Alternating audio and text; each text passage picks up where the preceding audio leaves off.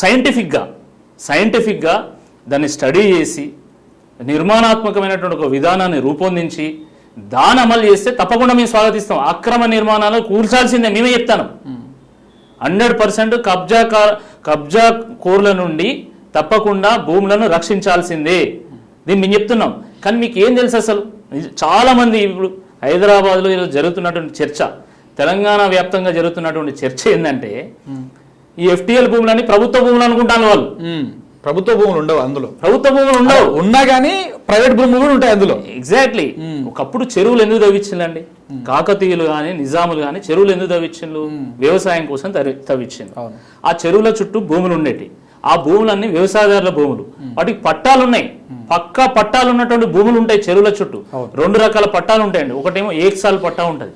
ఏకసాల్ పట్టా అంటే వర్షాకాలం వాళ్ళు పండించుకోలేరు, ఎండాకాలం కొంత నీళ్లు తగ్గిపోతాయి కాబట్టి ఆ భూమి వృధా ఎందుకు ఉండాలి, రైతులకు ఉపయోగపడాలని చెప్పేసి అప్పుడు ప్రభుత్వాలు ఏకసాల్ పట్టా ఇచ్చింది.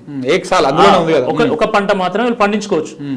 ఇంకొక రకమైన పట్టా ఏంటంటే అది పక్కా పట్టా, అంటే చెరువుల అవతల భూములు ఉంటాయి, వాళ్ళు వ్యవసాయం చేసుకుంటారు. చాలా మంది రెడ్లకు ఈరోజు చెరువుల చుట్టూ భూములు ఉన్నాయి.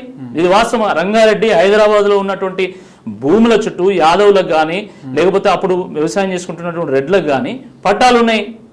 అవి పట్టా భూములను పట్టుకొని కబ్జా చేసిండు. ఇక కొన్ని ఖాళీల కానీ అయితే జాతర, యూట్యూబ్లు, మీడియా ఛానల్, అసలు మీకు అవగాహన ఉందా ఈ పట్టా భూములు అన్నటువంటి వాస్తవం మీకు తెలుసా? తెలియకుండానే కబ్జా చేసినని అనురాగ్ కాలేజ్ దగ్గరికి వెళ్ళి కొంత ఇదంతా ఇట్లా ఉంది అట్లా ఉంది అని ఏంది దుర్మార్గం అంటున్నా నేను. అసలు అనురాగ్ కాలేజ్ నేను ఇప్పుడు చెప్తున్నా, అంటే మీరు ఆ పాయింట్ తీసిన కాబట్టి నేను చెప్తా ఉన్నా. సర్వే ఆఫ్ ఇండియా మ్యాప్ 1971లో మ్యాప్ ఉంది, అది చూడండి. 2000లో మ్యాప్ ఉంది, అది చూడండి. 2009లో మ్యాప్ ఉంది, అది చూడండి. అసలు అనురాగ్ కాలేజ్ దగ్గర చెరువే లేదు. I will prove it. నేను ఒకవేళ తప్పు అయితే ముక్కు నేలకు రాసి మీ ఛానల్ ముక్కు నేలకు రాసి ఇక్కడి నుంచి నేను పోతా. అనురాగ్ కాలేజ్ దగ్గర చెరువు లేదు, కేవలం మాటు కాలువ మాత్రమే ఉంది, చెరువు లేదు. ఇస్రో మ్యాప్ కూడా చూసినా నేను ఉట్టిగా ఏదో నేను చర్చకు రాలేదండి. ఇస్రో మ్యాప్ కూడా నేను స్టడీ చేసి చెప్తున్నా. ముక్కు నేలకు రాగిపోతే నేను తప్పు చేసినట్టే. కానీ ఈరోజు ఏంది, చాలా మంది ఆడికి పోయి ఒక జాతర చేసి 4 పైసలు సంపాదించుకోవాలని ఆలోచన కొంతమంది సెన్సేషన్ క్రియేట్ చేయాలని.